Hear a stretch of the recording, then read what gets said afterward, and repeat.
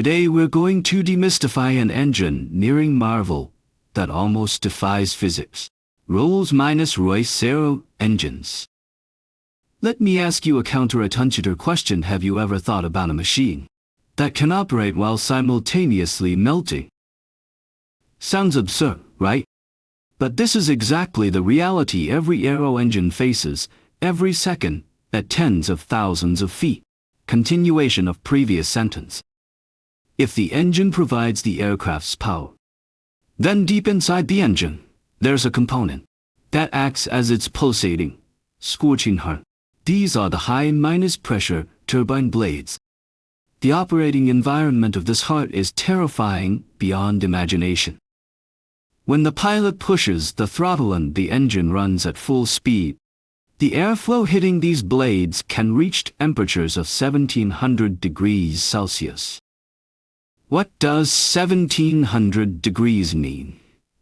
It's hotter than the temperature of many volcanic lavas.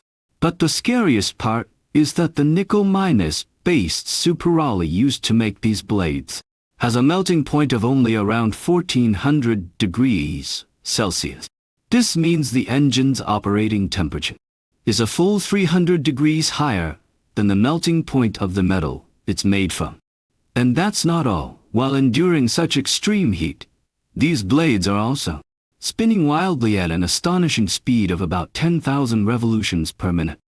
So, how does Rolls-Royce manage to keep this heart from disintegrating mid-air, even as it's being melted and flung apart?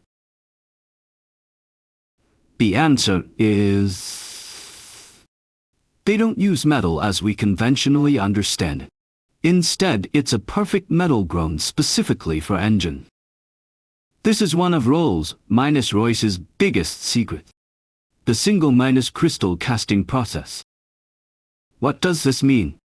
The metals we usually use, imagine them as a pile of crushed ice or polycrystals packed tightly.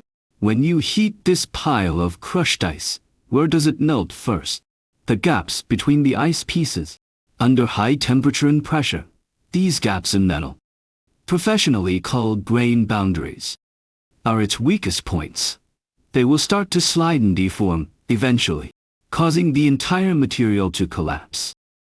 Rolls-Royce's single crystal, however, as the name implies, is one huge, complete, seamless super ice cube. It fundamentally eliminates those weak gaps. Without these gaps, its high-temperature resistance and structural strength make. But the question is, how do you grow such a large, complete crystal? Rolls-Royce designed a special mold. At the bottom of the mold, there's an extremely precise spiral tube, like a may. When molten metal is poured in and begins to cool and crystallize, under precise control, this spiral tube acts like a crystal selector. Only the crystal with the most perfect growth direction and strongest structure can make it through the spiral tube first and continue to grow upwards as crystal seeds. This chosen single crystal will fill the entire mold, forming a complete single-crystal blade. But that's not all. Inside this blade, extremely complex cooling channels are also reserved, like human capillaries. After forming, they still undergo 4 days of precision machining. The accuracy must be controlled to 1% of a human hair's width. This is Rolls-Royce's answer to conquering thermal limits. They are not manufacturing parts, they are rewriting the physical rules of materials. Okay. The problem of the engine's scorching heart is solved. But ahead of it lies an even bigger challenge. The engine's lungs. It's responsible for inhaling huge amounts of air, but it itself must be extremely light. Rolls-Royce came up with another incredible method. They want to blow up balloons with hard titanium alloy. Many people think it's just a large fan responsible for air intake. But in reality, 70-5% of this engine's thrust is generated by this set of blades. Take a deep breath. Just in this past second, This set of blades has already swallowed 1.2 tons of air. That's the weight of a small car inhaled in a blink. To handle such a large airflow, the blades must be very large. But this creates a huge physical contradiction. If such large blades were made of solid titanium alloy, they would be incredibly heavy. Centrifugal force will tear the engine apart. So Rolls-Royce had to do something seemingly impossible. Make rigid titanium alloy hollow. How do they do it? Do they weld the sheets together like soldering tin? No, such welds can't withstand this extreme centrifugal force. Rolls-Royce uses a process that's almost like magic. Superplastic forming and diffusion bonding SPFDB. It sounds complicated, but the principle is like blowing up a balloon. Here's how it works. Engineers stacked 3 thin titanium alloy sheets together, like making a sandwich. Then, this metal sandwich is placed into a special furnace and heated. When the temperature reaches a critical point, a miracle happens. The titanium alloy becomes as soft as chewing gum. At this point, high pressure inert gas is injected into it through a tube. Under precise control for 4.5 hours, the gas slowly inflates the metal layers like a balloon. The originally flat metal sheet is inflated into a blade with a perfect aerodynamic shape. The stretched metal in the middle layer forms a strong honeycomb.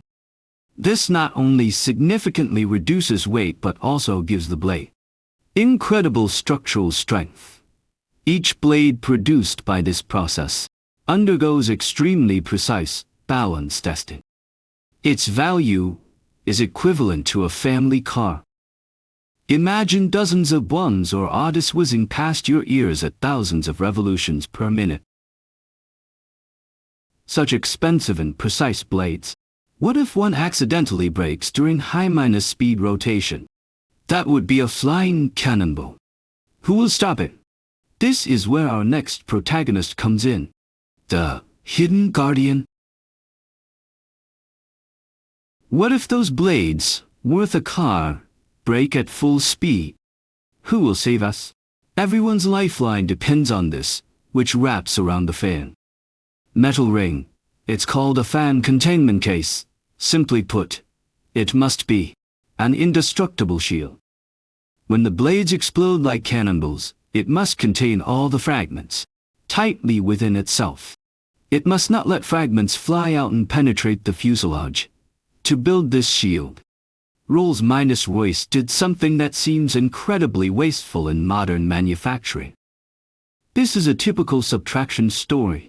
The raw material for this containment case is a giant 5-ton metal forging. But after dozens of cutting and polishing processes, the final product weighs only 500 kilograms. Even if you're bad at math, you can figure out that more than 90% of the top-grade material was cut into scraps and discarded. Why such waste? Can't they just join a few plates together? Absolutely not. Because only a structure carved from a single piece of metal can retain the most perfect overall strength from forging. Safety always comes before cost. Ultimately, this giant, several meters in diameter, had its wall thickness machined down to just 0.5 millimeters in most areas. That's the thickness of 2 ID cards stacked together. It has to stop exploding blades. That's the power of precision. Cold, hard machines alone aren't enough for this precision. On the production line, you can still find seasoned welders like Wilson, with 20-2 years of experience. Machines can cut shapes, but perfectly welding titanium alloy guide veins inside the casing still needs a master's hand-eye coordination. Every weld seam must undergo an X-ray check to ensure no invisible flaws inside. Now we have a heat-resistant heart, super-efficient lungs, and an indestructible shield. But these thousands of parts are still just scattered organs. Who brings them to life? By now, you might think that manufacturing this machine, representing the peak of human technology, the factory must be full of flying robotic arms. An emotionless, unmanned factory. Right? Quite the opposite. On Rolls-Royce's Aero engine assembly line, the real stars aren't machines, but hands, despite having the world's most advanced equipment. But the final assembly of this engine still follows a century-old manual tradition. This is a 20-day birth process. Starting with the largest core module, technicians use their skillful hands to attach hundreds of blades, one by one, onto the disc. This is more like complex surgery. The engine has over 4,000 control units and parts, especially the intricate wiring harnesses, like human blood vessels and nerves. Only experienced hands can sort and connect them properly, ensuring every connection is foolproof. Machines can't achieve this kind of feel. When the 8 independent modules finally connect, you need a precision that's almost obsessive. Technicians use special torque wrenches to tighten every screw. They wait for that crisp click, which means the torque value is spot on. Why all this effort? Because at Rolls-Royce, there's a family business atmosphere when building engines. Many memories are passed down through generations. For them, it's not just a job, but family honor. They view every engine as their own masterpiece. This deep-seated sense of responsibility is a stronger and more reliable final line of quality defense than any X-ray inspection. Now, this engine, which combines cutting-edge technology and a human touch, it's finally born. But it can't fly yet. Before being delivered to the customer, it must pass one final grueling test. Rolls-Royce has prepared a series of extremely brutal torture tests for it. After countless trials and tribulations, this engine finally comes to life. But before it's allowed to be mounted on an aircraft wing, it will be sent to a world-class testing center to endure extreme disasters that are almost impossible in reality. The water ingestion test. With the engine running at full speed, engineers spray water at it at a rate of 30,000 gallons, or about 110,000 liters per hour. This is like the plane flying into a surreal downpour, or directly into a waterfall. But the requirement is that the flame must not go out. The thrust must not weaken. There's also the more violent fan blade containment test. Engineers install explosives at the root of a fan blade and actively detonate them during full-speed takeoff. This is an extremely expensive moment. An engine worth a fortune is instantly scrapped, just to verify if the 500-kilogram shield can perfectly contain the debris. Only survivors who endure these tortures deserve the Rolls-Royce name and are fit to protect you at 10,000 meters in the sky.